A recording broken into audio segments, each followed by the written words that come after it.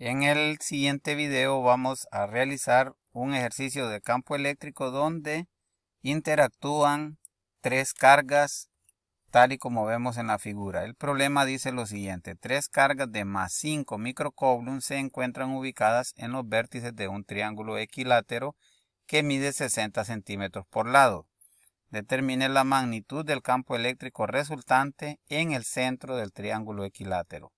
Bien, entonces el problema nos dice que tenemos tres cargas ubicadas en los vértices de un triángulo equilátero. Un triángulo equilátero, ya saben ustedes que sus lados son iguales. Entonces sus tres lados tienen la misma longitud y el problema nos dice que mide 60 centímetros. Bien, entonces las cargas nos dicen que son de más 5 microcoulombs, o sea, son positivas y tienen una magnitud de 5 microcoulombs. Ya sabemos que micro significa por 10 a la menos 6. 1 por 10 a la menos 6, es decir, es la millonésima parte de un coulomb. Bien, empecemos a ver cómo nos dicen que vamos a determinar la magnitud del campo eléctrico resultante en el centro del triángulo. Entonces, para encontrar el centro de un triángulo equilátero, ¿qué es lo que vamos a hacer? Bien, el procedimiento es muy fácil. Se trazan líneas desde los vértices hasta el lado opuesto. Por ejemplo, del vértice A lanzamos una línea recta hasta llegar al lado opuesto. Lo mismo hacemos desde este vértice hasta acá y desde este otro vértice hasta acá. Cada una de esas líneas que están en color azul se llaman medianas. Y para calcular la longitud de estas medianas utilizamos una fórmula que es: la longitud de la mediana es igual a la longitud del lado del triángulo equilátero, que ya nos da el problema, que es de 60 centímetros, multiplicado por la raíz de 3 dividido entre 2. Con esta fórmula vamos a calcular la longitud que hay desde este vértice hasta acá, donde llega la línea azul, o sea, mediana. Bien, primero vamos a convertir los 60 centímetros a metros. 60 centímetros convertidos a metros nos da 0.6 metros. ¿Por qué? Porque vamos a dividir 60 centímetros entre 100 centímetros, que tiene un metro, entonces nos da 0.6 metros. Una vez que tenemos 0.6 metros, lo vamos a multiplicar por la raíz cuadrada de 3 dividido entre 2, como dice la fórmula. Si nosotros hacemos esta operación en la calculadora, vemos que nos da 0.52 metros. Bien, pero hasta el momento hemos encontrado la longitud de las medianas. Una característica de los triángulos equiláteros es que las medianas tienen la misma longitud. Es decir, esta longitud desde este vértice hasta acá es la misma longitud de este vértice hasta acá, o la misma longitud desde este vértice hasta acá. Son las mismas longitudes, o sea, tienen el mismo largo. Bien, pero nosotros queremos encontrar la distancia que hay desde cada uno de estos vértices al centro del triángulo equilátero. Entonces, si ya conocemos la longitud de las medianas, entonces es fácil calcular la longitud hacia el punto central del triángulo equilátero. Bastará con multiplicar por 2 y dividir entre 3. Entonces la fórmula es 2 tercios multiplicado por la longitud de la mediana. Como la longitud de la mediana es 0.52 metros, entonces vamos a multiplicar 0.52 metros por 2 y lo vamos a dividir entre 3. Y eso nos va a dar 0.346 metros o 0.346 metros. 0.346 metros es la distancia que hay desde cada uno de los vértices hasta el centro del triángulo equilátero. O sea que esta longitud de 0.346 metros es la misma desde los tres vértices, ¿verdad? Hacia el punto central. Una vez que ya hemos encontrado el centro de nuestro triángulo equilátero, vamos a construir un diagrama de cuerpo libre y vamos a ver la interacción del campo eléctrico en el centro del triángulo equilátero. ¿Qué vamos a hacer para conocer la interacción de un campo eléctrico? Pues vamos a colocar en el punto de referencia, que es aquí el punto P, es decir, el centro del triángulo equilátero, vamos a ubicar una carga positiva de muestra, una carga positiva puntual. Entonces, al colocar esa carga positiva, vamos a ver cuál es la dirección del campo eléctrico. Por ejemplo, la carga eléctrica que tenemos en este vértice, entonces al reaccionar con la carga positiva, como las dos cargas tienen el mismo signo, esta es positiva y la carga de muestra, que siempre es positiva, la que colocamos nosotros para determinar los campos eléctricos, entonces se repelen, entonces nos va a originar un vector en esta dirección, que es el que le vamos a llamar campo eléctrico A. Este es el vector del campo eléctrico A. Esta otra carga que está en este vértice, al interaccionar con la carga puntual que colocamos aquí, una carga muy pequeña, positiva, solo para ver la dirección del campo eléctrico o la magnitud del campo eléctrico, como las dos cargas son positivas, entonces nos origina un vector hacia acá. Cargas iguales se repelen, entonces viene el vector hacia acá. Entonces aquí tenemos este vector que le vamos a llamar campo eléctrico B. Y desde este vértice del triángulo hay otra carga positiva de 5 microcoulomb también, que interacciona con esta carga de muestra que tenemos aquí, lo que nos provoca un vector hacia acá abajo. ¿Por qué? Porque esta carga es positiva y esta es positiva, también hay una carga de repulsión, entonces tenemos este vector hacia acá.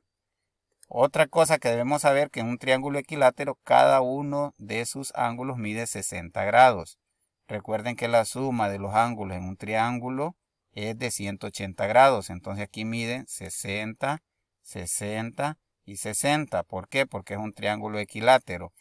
Las medianas dividen en dos el triángulo o el ángulo que tenemos aquí. Entonces, como eran 60 y la mediana pasa exactamente por en medio del ángulo de 60, entonces el ángulo nos queda dividido en 30 grados, donde están los vectores. Miren que el diagrama de cuerpo libre colocamos su centro en el punto P.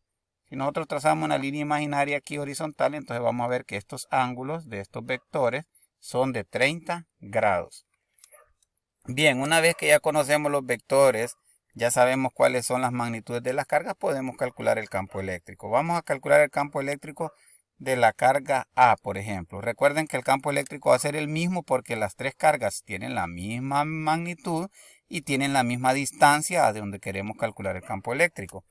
Entonces, por lo tanto, el campo eléctrico va a ser igual a, ya sabemos que la fórmula es K por Q, que es la carga que produce el campo eléctrico, dividido entre el radio al cuadrado. Aquí no les puse la fórmula, pero en el video anterior ya ustedes ya saben cuál es la fórmula. Ok, yo solo coloco los datos aquí. Campo eléctrico en A va a ser igual a 9 por 10 a la 9 newton por metro cuadrado sobre coulomb cuadrado, que es la constante K.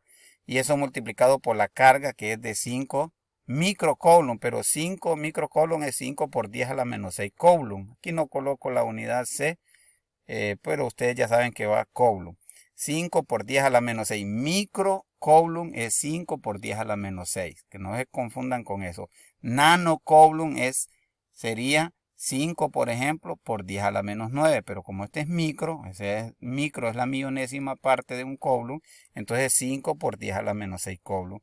Dividido entre el radio al cuadrado. El radio es la distancia. ¿Cuál distancia? La que encontramos desde el vértice hacia el punto P, que es de 0.346 metros, pero esto al cuadrado.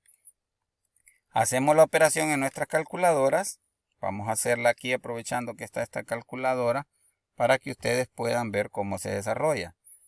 Primero 9 exponente 9, que es esto de aquí, multiplicado por 5 exponente negativo 6. Colocamos el signo negativo primero, 6, y esto nos da 45.000, pero eso lo tenemos que dividir entre, abrimos paréntesis para colocar este dato elevado al cuadrado, que es 0.346, cierro paréntesis y lo elevo al cuadrado. Esta x al cuadrado me eleva ese número al cuadrado, ¿verdad? Entonces le damos igual. Entonces tenemos la respuesta que es de 375.889.6 newton sobre coulomb, que es lo que tenemos aquí. 375.889.6 newton sobre coulomb.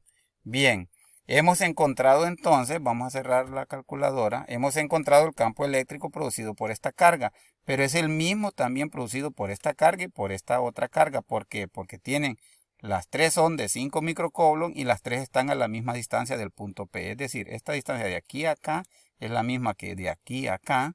y de acá del vértice C hasta acá. Es la misma distancia, por lo tanto el campo eléctrico va a ser el mismo para las tres cargas. Aquí decimos que el campo eléctrico en A es igual al campo eléctrico en B igual al campo eléctrico en C. Según el diagrama de cuerpo libre que tenemos, como aquí hay ángulos de 30 grados, entonces el campo eléctrico en A tiene componente en X y componente en Y. Lo mismo el campo eléctrico en B, tiene componente en X y componente en Y. Si ustedes son observadores ya se dieron cuenta que la componente en X del campo eléctrico A se cancela con la componente en X del campo eléctrico en B. ¿Por qué? Porque esta es hacia la derecha, es positiva, y esta es hacia la izquierda y es negativa. Y como son de la misma magnitud, entonces se pueden cancelar. Y solo nos quedaría la componente en Y del campo eléctrico A y la componente en Y del campo eléctrico en B.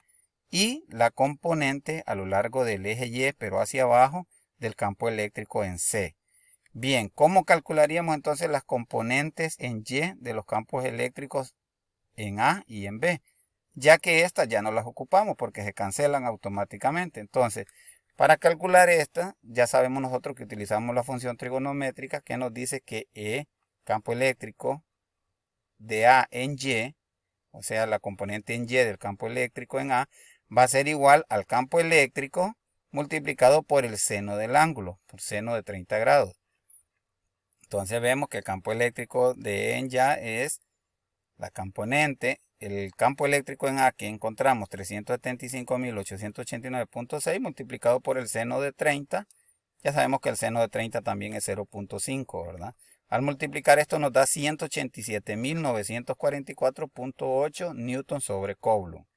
La componente eléctrica en Y de A es la misma componente eléctrica en Y de B. ¿Por qué? Porque recordemos que tienen las mismas magnitudes. Entonces al hacer el mismo procedimiento nos va a volver a dar esto mismo.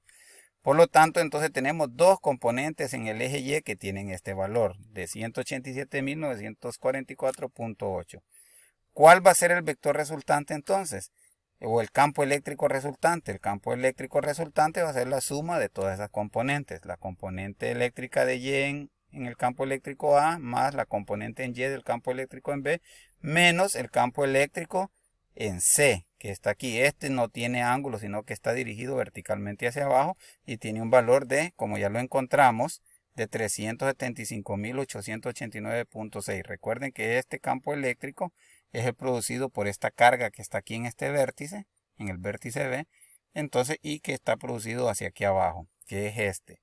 Bien, entonces podemos ver nosotros que al sumar el campo eléctrico en Y de A y el campo eléctrico en Y de B y restarlo de este campo eléctrico de 375.889.6 nos va a dar 0.